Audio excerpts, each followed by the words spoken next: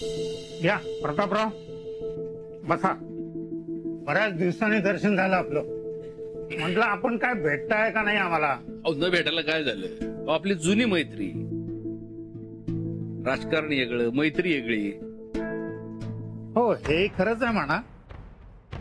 बाकी काय म्हणताय. काय नाही, मी माझ्या आमदारकीचा राजीनामा देईन असं बोललो होतो. राजीनामा घेऊनच आला का काय.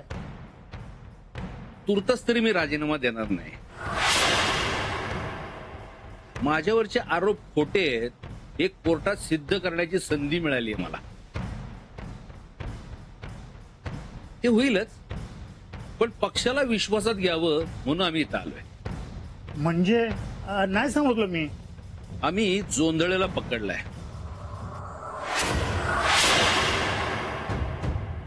आता आम्हाला तुमच्या मदतीची गरज आहे. काय जोंधळे एकटा एवढा मोठा गफला करणार नाही. अहो त्याची हिंमतच नाही. त्याला हिंमत देणारा आतलाच कुणीतरी आहे, म्हणजे प्रशासकीय किंवा राजकीय माणूस. या जोंधळेला कोणाचा पाठिंबा होता हे शोधून काढायचं म्हणतोय आम्ही. त्यात आम्हाला तुमची साथ हवी. हे काय विचारणं झालं का. तुम्ही सांगा आम्ही काय करायचं ते.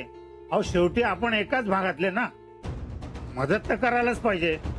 मी बोलतो सीएम साहेबांशी, काही काळजी करू नका तुम्ही. तुम्ही खंबीरपणे माझ्या पाठीशी उभे राहणार याची खात्री होती आणि उभे राहिलात. ते तर कर्तव्यच आहे आमचं. तुम्ही बघा काय काय करता येते ते, आणि आम्ही जोंधळेकडून काय माहिती मिळतीये ते बघतो. येऊ आम्ही. येतो.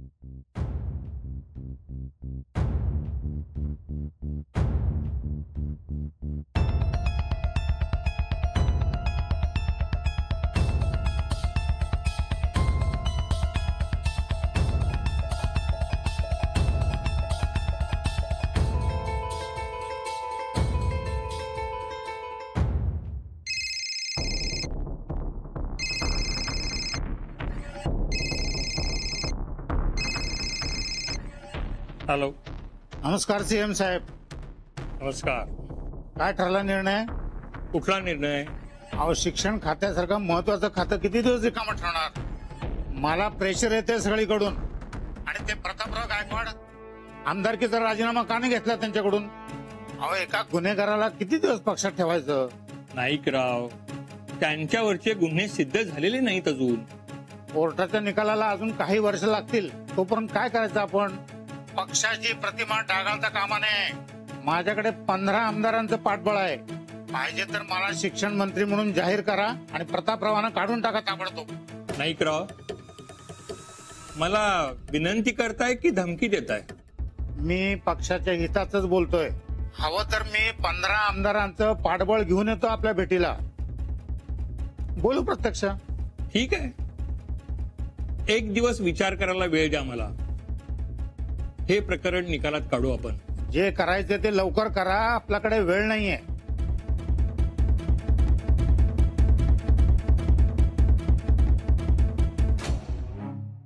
बरं झालं भेट झाली, समजा व्यवस्थित झाले. राणाचा फोन. हा राणा बोल. आबा, अहो तुम्ही ते नाईक साहेबांना भेटलात काय. आताच भेट झाली. सगळी मदत करायला तयार आहेत. आजच सीएम साहेबांसकडे बोलू म्हणलेत. अहो नाही आबा, खोटं बोलतायत ते. अहो या समध्या प्रकरणातला मेन गुन्हेगार म्हणजे नाईक साहेब. अहो त्यांनीच जोंधळेंना गाळ लावून समजा घोटाळा केलाय बघा. काय राणा, खबर पक्की आहे ना व. अरे पर नाईक साहेब असं कसं करतील. फायद्यासाठी. पैसा माणसाला वाईट बनवतो आबा. आता काय करायचं. एक काम करा, तुम्ही तिथंच थांबा. आम्ही आल्यानंतर ठरवू काय करायचं ते. आबा काय झालं. अरे पैसे खाणारा दुसरा तिसरा कोणी नसून नाईक साहेबच आहेत.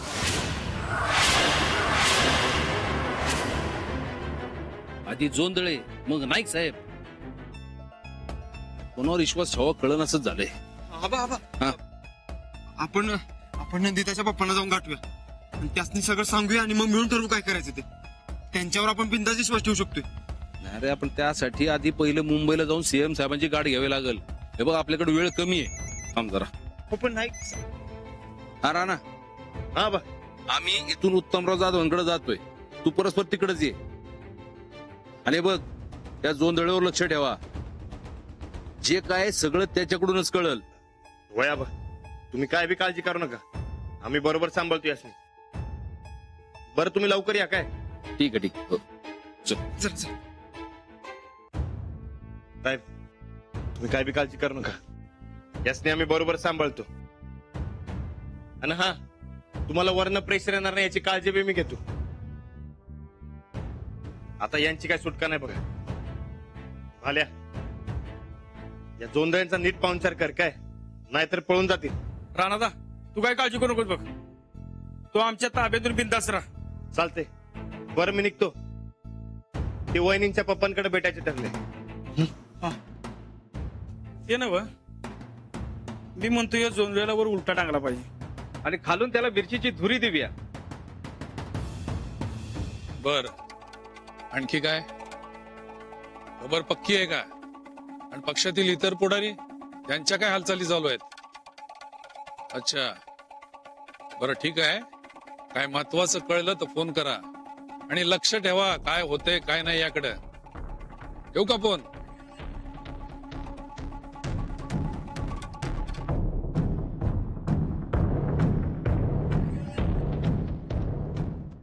आता आपल्याला जरा वेगाने हालचाली कराव्या लागणार आहेत. का काय झाले? प्रतापरावांना पक्षातून निलंबित करायच्या हालचालीने लय वेग धरलाय. आणि त्यात सीएम वर प्रेशर आणणं चालू आहे. 24 तासाच्या आत निर्णय घ्यायचा असं ठरलंय. म्हणजे नाईक त्याची चाल जोरात खेळायला लागलाय म्हणा की. हा ना, त्यात त्या 15 आमदाराचं पाठबळ मिळालंय म्हटल्यावर त्याचा लई जोर वाढलाय. आबा, आपण सीएम ला सांगून टाकू की नाईकाचा घोटाळा मागा सप्लायची. होय, पण जोंधळ्यांना सोडलं तर आपल्याकडे दुसरा काय बी पुरावा नाही. अरे पुन्हा जोंधळीने सांगून काही उपयोग नाही. जोंधळे कधी पलटी मार, आणि नाही मारली तरी त्याच्या सांगण्याचा काही उपयोग होणार नाही. आमदारांचं पाठबळ आहे म्हणल्यानंतर नायकाला अडवून अवघड आहे. मग दुसरा कायच उपाय नाही काय? त्या जोंधळ्याने नायकाचा कारनामा सगळ्यांच्या समोर आणायचा, अगदी पुराव्या सकट. एकदा का नाईक भ्रष्टाचारी आहे म्हणून सिद्ध झालं तर त्याला स्वतःच्या पक्षातूनच विरोध होणार आहे. पण तुम्हीच म्हणलात ना व की 24 तासात निर्णय होणार म्हणून. म्हणून तर घाई करायला पाहिजे. तो नाईक उद्या मुंबईत पोहोचणार, त्यामुळे आपल्याला लवकरात लवकर काहीतरी करायला पाहिजे. नायकाचा मंत्री पदावर डोळा येतं. अरे होऊ देत त्याला मंत्री. प्रतापराव, आता पोरांनी एवढी लढाई लढली आहे, त्यामुळं तुम्ही माघारी घेऊ नका. येस, आपण समजांनी काय करायचं यावर विचार करू. काहीतरी हालचाल करायलाच पाहिजे. सूरज, तू आबास निघून घरला जा. मी दुकानात जाऊन येतो, मग ठरव काय करायचं. ठीक आहे. बरं निघू काय? चला बाबा. उत्तमराव येतो. चला चला. नमस्कार.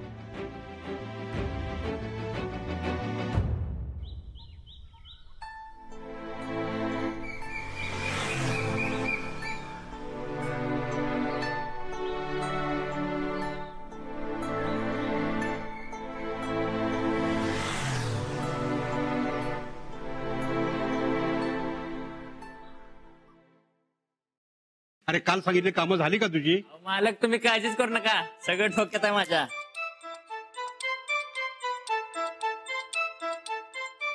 राणा, अरे कवाच्यानं वाट बघत होतो मी तुझी. अहो तेच सांगतोय तुम्हाला. तो मालक झाले का तो वागा लागला आजकाल. नाही मालक, मी पहिला होतो तसाच आहे. तसंच आहे. अरे किती खोटं बोलायला का लिमिट आहे का नाही राणा? तुझं डोळं फिरलेलं मी बघितलं होतं. तुम्हाला सांगतो मालक, पैसे बघून याचं डोळं फिरलं होतं. माझा जीव मुठीत घालून इथं वर आलोय मी. याचं डोळं आणि फोनवरचं बोलणं ऐकून पळून जाणार तुम्ही. पण मला तुमची काळजी आहे. म्हणताना स्वतःचा जीव धोक्यात घालून हितवर आलोय मी. हा, झालं तुझं बोलून? मग लाग आपल्या कामाला. तर सुडीत ना, जा कडकड ना. काय यांची काळजी आहे म्हणून सांगतो तर ऐकायचंच होत नाही. मलाच बोलायचं नाही. राणा, तुझ्यामुळं माझं लई मोठं काम झालं. तुझं उपकार कसं फेडावं तेच मला कळत नाही. मालक उपकार कसले यार, मदत करणं हेच खरी माणुसकी. पण हा मालक, ते टोण्याचं एवढं मनावर घेऊ नका सर. ते होय, ते खोळ आहे माहित आहे मला. बरं मी लागतो माझ्या कामाला.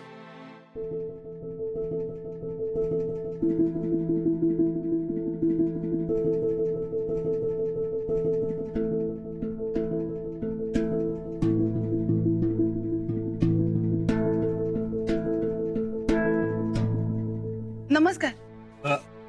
नमस्कार. अरे तुम्ही इथं कशा? आज हे दिवसभर बाहेरच होते. डबा आणलाय त्यांच्यासाठी, देऊ? अहो, त्यात काय एवढं विचारायचं? नाही, मला थोडं बोलायचंही होतं. बोला ना. राणा, आलो मालक. अरे बघ, या काय म्हणतात ते. अहो तुम्ही इकडं? हो, थोडं बोलायचं होतं. मालक जरा येऊ काय? अरे या ना. ठीक आहे. हं?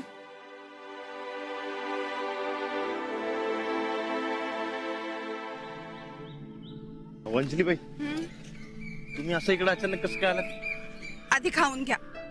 डबा आणलाय. अहो सांगा की काय बोलायचंय. अहो आधी खाऊन घ्या, मग बोलूयात आपण. पण सांगा तरी. घ्या आधी.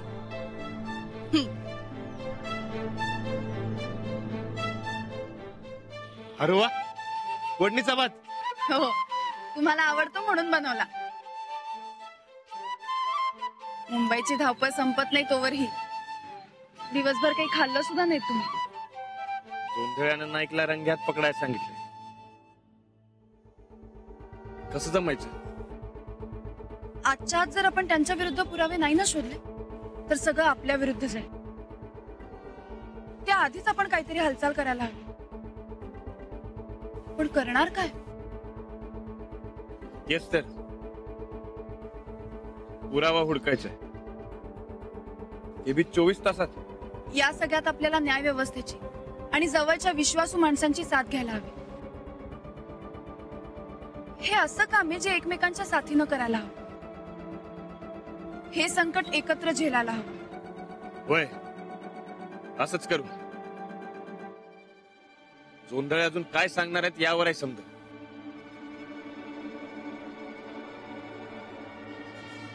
तुम्ही आधी खाऊन घ्या. तुम्ही पण खावा की. आम्ही जेवून आले. तरी बेगाच खावा. खावा की.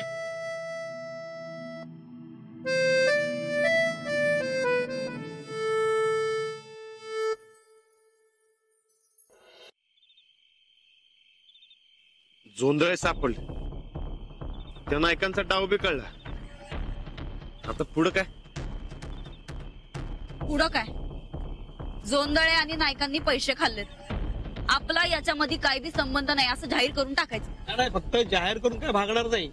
साहेबांना सोडवायचं म्हणजे भक्कम पुरावे पाहिजेत आपल्याकडे. हे बघा, ज्यांनी पैसे खाल्ल्यात ती माणसं आपल्याला माहिती आहे. ते खोट्या सह्या केलेल्या जोंधळ्याला यांनी ताब्यात घेतलंय आणि तसं तो कोर्टात सांगायला बी तयार आहे. पाहिजे तर श्रीहरीला बी आपण तयार करून घेतो की. नाही, हे बघा, श्रीहरी आणि जोंधळेने घोटाळा केली गोष्ट खरी, पण काही ठोस पुरावा आहे का आपल्याकडे? हे बघा, नाही, आता जोंधळे सगळे कबूल करतायत, पण उद्या कोर्टात पलटी मारली तर? बरोबर आहे, कारण ते आता आपल्या ताब्यात आहेत म्हणून बोलतायत. पण ते कोर्टात सांगणार तेच महत्वाचं. म्हणजे जोंधळ्यानं एकदा का कोर्टात हजर केलं तर ही केस आपल्या हातातून गेली म्हणून समजा. अहो, म्हणूनच मी अजून जोंधळींची नोंदच नाही केली स्टेशन डायरीत. पण हे जास्त दिवस नाही चालणार. म्हणजे एखाद वेळेस कुणी जर तक्रार केली ना की जोंधळे गायब झालेत तर लगेच हजर करावं लागेल त्यांना. मग आता काय करायचं? आपण जोंधळ्यांनी पलटी मारू नये असा प्रयत्न केला तर? आपण एक काम करू, जोंधळ्यांची समधी कबुली मोबाईल मध्ये रेकॉर्ड करू. आम्ही करतो. नाही, याच्या आधी बी जोंधळ्यांकडनं समधी माहिती आम्हीच काढून घेतली होती. अहो त्याची धरला कुणी? आम्हीच. नाही, तुम्ही कशीही कबुली करून घ्या, त्याचा काही उपयोग नाही. ते कोर्टात सांगू शकतात की माझ्याकडून बळजबरीने यांनी कबुली करून घेतली आणि मग आपल्याला काहीच करता येणार नाही. हाव असं कसं? व्हिडिओ मध्येच बळजबरी केली नाही असं कबूलच करून घ्यायचं? अहो नाही चालणार. अहो कबुलीवर फक्त भागणार नाही. हे बघा, नायकांविरुद्ध आपल्याला पुरावे गोळा करावा लागणार आहेत, कारण घोटाळा खरा त्यांनीच केलाय. आणि साहेब, अहो जोंधळे म्हणजे फक्त एक प्याद आहे नुसतं. अहो पण जोंधळ्यांनी सांगितल्यावर नाईक बी अडकत्यालच की. आपण खोटा साक्षीदार कोर्टात उभा केलाय असं युक्तिवाद होईल नायकांकडून कोर्टात, आणि म्हणून त्यांनीच घोटाळा केलाय पैशाचा हे सिद्ध करण्यासाठी आपल्याला त्यांच्या विरुद्ध भक्कम पुरावे गोळा करायला पाहिजेत. अहो साहेब, नुसतं जोंधळ्यांवर केस सॉल्व्ह होणार नाहीये. मला वाटलं जोंधळे सापडलं, समधी कबुली दिली की आबा सुटतील, पण हे काहीतरी येंगाड गणितच दिसते. जोपर्यंत आपल्याला भक्कम पुरावे सापडत नाही ना, तोपर्यंत कोर्ट कुठली गोष्ट खरी मानत नाही. पण मग आता नायकांच्या विरोधातले पुरावे कसे मिळणार? आणि नायकांनी पैसे खाल्लेत हे समोर कसं आणणार आपण?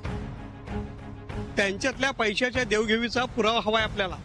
हो, जोंधळ्यांच्या डायरीत सगळ्या व्यवहाराच्या नोंदी आहेत,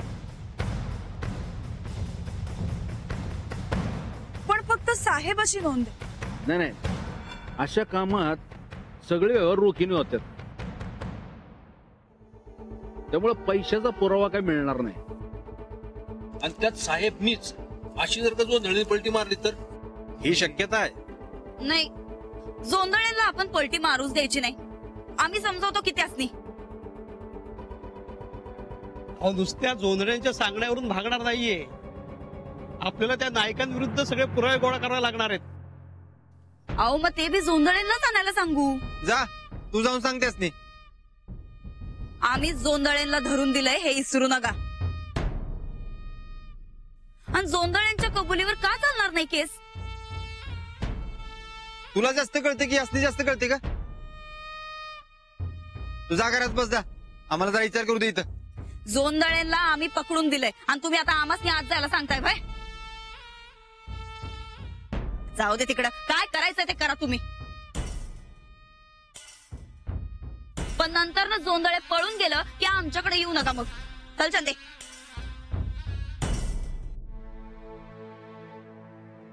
जोंधळे कुठे आहेत? नाही, त्याची काळजी तुम्ही करू नका.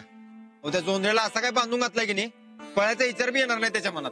होय, कडक बंदोबस्तात ठेवलाय आम्ही त्यांना, वयाच्या सपनात बी येणार नाही त्यांच्या.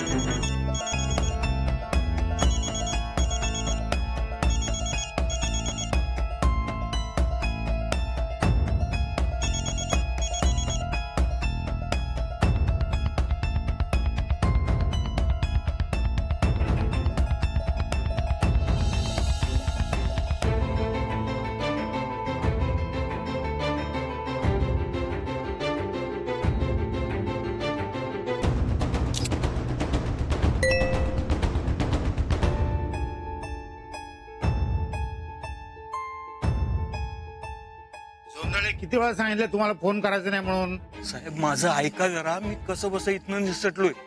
सगळे पैसे डायऱ्या घेऊन पळालोय. साहेब आता मला वाचवा. साहेब जर मी सापडलो ना तर तुम्ही नक्कीच गोत्यात याल साहेब. हा, उद्या मंत्रीपद जाहीर होणार आहे माझं. साहेब मी बी किती वेळा सांगू, जर मी सापडलो ना तर तुम्ही नक्कीच गोत्यात याल. साहेब जर तुम्ही मला नाही वाचवलं ना तर मी सगळे पैसे डायरी पुरावा घेऊन माफीचा साक्षीदार बनन. तुम्ही सापडणार की नाही हे मला माहित नाही, पण तुमचं मंत्रीपद जाहीर होणार नाही ही गॅरंटी आहे माझी. उद्या सकाळी सगळ्या पेपरात तुमचा कारनामा छापलेला असेल. माझ्याकडे सगळे कॉल रेकॉर्ड आहेत. जोंधळे साहेब मी नुसतं मला लपवा म्हणतो. हे सगळे पुरावे पैसे घ्या आणि मला लपवा. नाहीतर मी बुडणार आणि माझ्या संगत तुम्हाला बी बुडवणार. ठीक आहे, तुम्ही उद्या आमच्या मुंबईच्या बंगल्यावर या. आम्ही मुंबईलाच निघालोय. जी आणि हा, येताना पुरावा सगळे घेऊन या. जी, मी उद्या पोचतोय तिथं, आत्ताच निघतो.